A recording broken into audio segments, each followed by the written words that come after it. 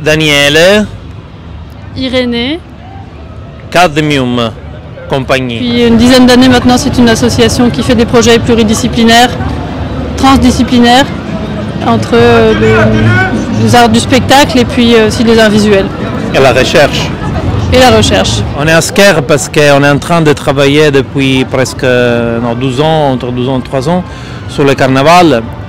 Et on donne cette idée de travailler sur le carnaval pour mettre en valeur le côté participatif, surtout du carnaval, la puissance du carnaval au niveau social.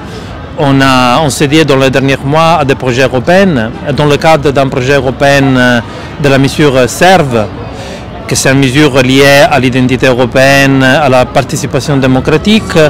On a mis en place un partenariat avec la ville de Sker aussi, avec l'OPSI Ethnodoc qui travaille depuis quelques temps avec la ville de Sker. C'est un projet européen avec plusieurs villes, plusieurs pays. C'est Italie, France, Roumanie et Chypre. L'idée c'est de commencer à travailler pour construire un réseau européen sur le carnaval, avec l'idée de partager d'expériences, partager les défis, les problématiques, mettre en valeur surtout les choses que je disais, que c'est surtout lié à la capacité de ressembler, de faire communauté du carnaval. Et dans ce projet-là, on a travaillé avec 4 pays, avec des carnavals différents. À Sker, il y a aussi une ville en Italie, Palerme, dans laquelle il n'y a plus le carnaval qu'il existait il y a, je pense, 100 ans au moins maintenant.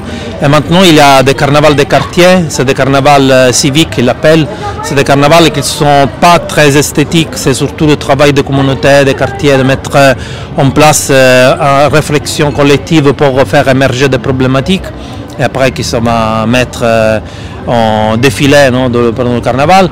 Il y a la Roumanie qui a une très forte tradition encore du carnaval, mais pas trop dans cette ville-là. Mais on a travaillé avec un musée, un centre de recherche qui s'occupe vraiment du carnaval, de l'histoire du carnaval roumain. Chypre, qu'il y a des villes, il y a le carnaval. On a travaillé avec Nicosia, que c'est un peu la ville à côté, dans le, comment ça s'appelle, à la frontière. À la frontière. On a cherché de mettre en place un réseau avec des expériences très différentes, des traditions très différentes. Dans l'idée, après, si on gagne le projet, de travailler ensemble pour mettre en valeur des pratiques du carnaval, mais aussi la façon dans laquelle on peut observer le carnaval. C'est pour ça aussi le rôle de l'OPSI Ethnodoc, pour faire de la recherche, pour apprendre à regarder son propre carnaval, à regarder les autres et s'enrichir par rapport à l'expression qu'on peut avoir par rapport à notre tradition, mais aussi les traditions des autres. Et dire, nous, qu'est-ce qu'on a? Qu'est-ce qu'on peut faire mieux par rapport aussi à notre histoire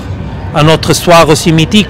Il y a beaucoup d'histoires mythiques qui sont utilisées dans le carnaval. Qu'est-ce qu'on peut découvrir d'autres carnavals pour s'ouvrir à d'autres pays, à d'autres cultures, pour s'émanciper aussi, parce que souvent le carnaval, comme tous les fêtes folkloriques ou traditionnelles, c'est quelque chose qui ferme plutôt la communauté et la culture.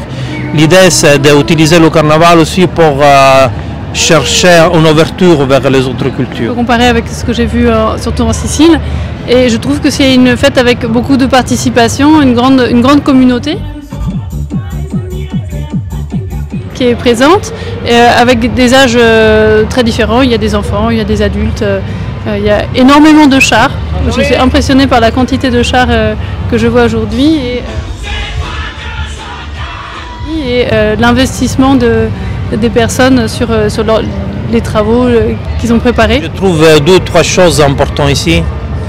Et surtout c'est la participation, le fait que tu vois aussi les participants, les chars, qu'ils invitent les gens pour entrer dans la dimension de la fête. Le fait qu'il y a souvent un espace d'accueil, il y a beaucoup de chars avec des chaises, des tabourets, des trains pour les petits, des espaces pour les petits et pour les grands pour entrer dedans. Ça, c'est une chose que je trouve très importante, intéressante. Et une autre chose importante, c'est le fait de pouvoir circuler dans la ville.